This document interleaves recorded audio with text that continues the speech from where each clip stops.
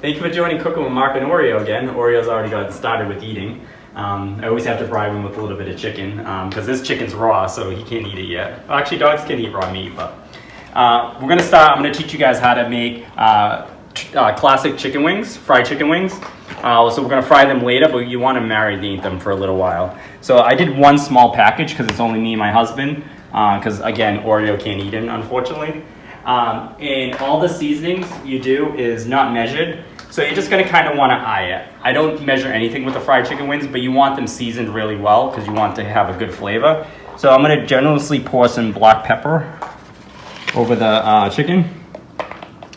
And then I'm gonna add some salt. I'm using pink, Himalayan pink salt. And again, you want to give it nice generous. There's no way to over season the chicken wings. You want some really good flavor because we're gonna fry them up later. And then you want to use some Goya adobo. I love adobo on chicken. And then some garlic powder. And notice I'm not just measuring anything, I'm just kind of like eyeing it, making sure everything's covered. Now I'm going to go with some Sazon Goya seasoning. I'm not even sure if I'm pronouncing it right, but this is a tradition in my Cape Verdean household. We use Sazon for everything. So I also add it to my chicken wings. It gives it a nice flavor. And I'm gonna use a whole package, why not? And then to give it a little kick, I'm gonna add a little bit of smoked paprika. And you can just add like a pinch or two. I'm gonna do 2 pinches to cover all of the chicken wings. All right, and the last ingredient you're gonna add to the seasonings is you wanna add some traditional Italian salad dressing. I know that sounds a little strange, but when you add the salad dressing, it's gonna really get the flour to stick to the chicken wings. So when you fry them, it's gonna be nice and crispy. So I use light salad dressing, but you're frying the chicken wings, so it really doesn't matter if it's light or regular. So again, you just wanna give it a generous coat because you're gonna get rid of any of the excess liquid when you bread it. So then you want to cover it. You want to give it a few shakes. And then you want to put it in the fridge for about an hour or 2 hours so it gets a good seasoning before you start frying them. So I'll see you in a couple hours and we'll fry these up and you'll see how amazing they look. See you later. And look, Oreo's still eating. Hey, welcome back to Cooking with Mark and Oreo. It's been about 3 hours that the chicken's been marinated, so that's perfect. I would recommend at least an hour, but the longer the better, the more flavor the chicken's gonna absorb. So we can take it out of the fridge. And now that we seasoned it, the last step is just to dredge it in flour. So that's what it looks like right now.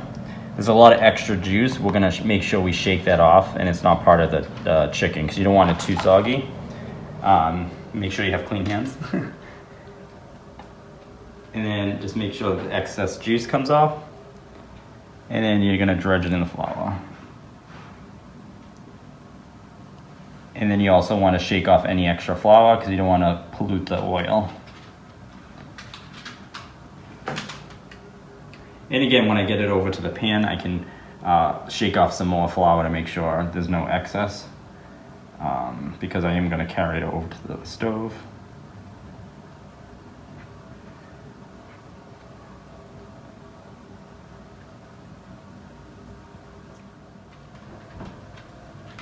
Hi, buddy. And Oreo's waiting patiently to see what I'm doing. It doesn't matter what I'm cooking, he always comes running as soon as he hears me in the kitchen.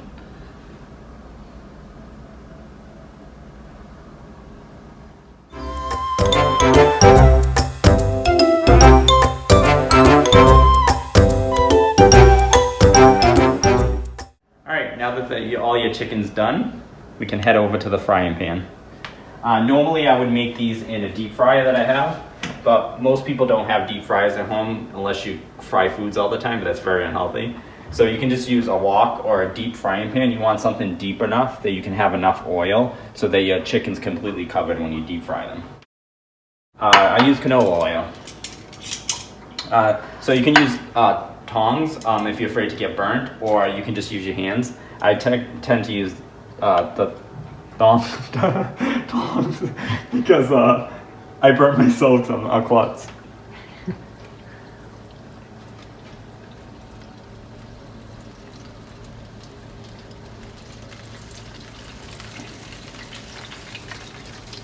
And because this is a small batch of chicken, I could probably do half and half. And that's probably about it. That's all I'll need.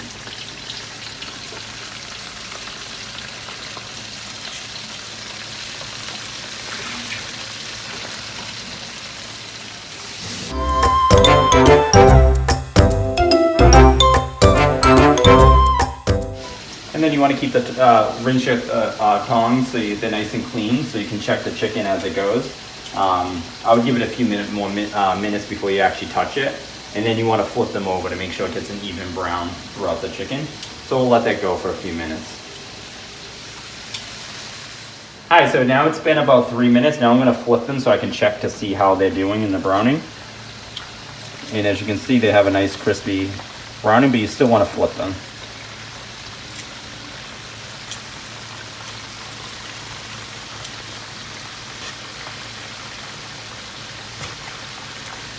These are looking really good. And you want to be careful when you flip them because you don't want to knock off all the breading. See how good those look?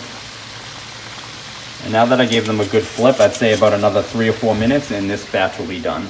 So in about 3 or 4 minutes, I'll take this batch and put the last batch in the pan. So I'll be right back.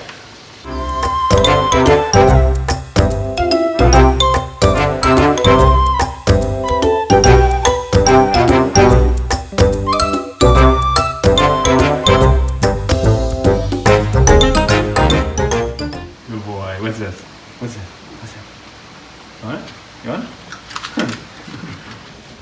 All right, welcome back. It's been about 5 minutes. I left it in there for a couple more minutes because I wanted them a little extra crispy. And as you take them out of the pan, just be careful not to drop them to prevent grease splatters. And then you want to shake off the excess oil. And then you want to put them on a plate lined with paper towel so it soaks up some of the grease before you eat them. So again, I'm shaking off the excess oil before I move it to the cooling plate.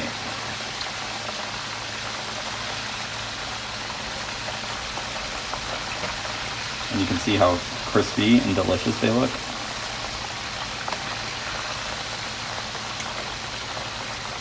Perfect for that cheat meal or for game day if you're a big football fan.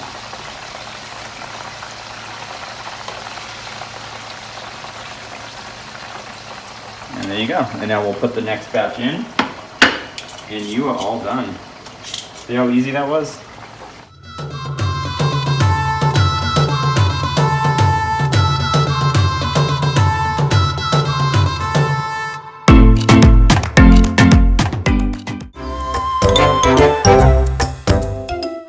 Hi, welcome back. The last batch is done. So we're done with that chicken, so you can shut off your pan. And again, you want to shake off all the excess oil. And I put a clean paper towel on the plate because I transferred over the other chicken that cooled.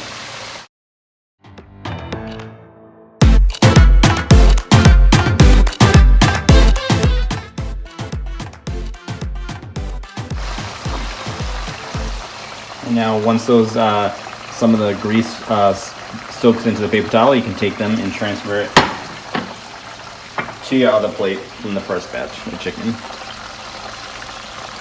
And I hope you enjoyed this chicken recipe and you try it because it's very delicious, and join us next time and follow us on Facebook, Twitter, and Instagram.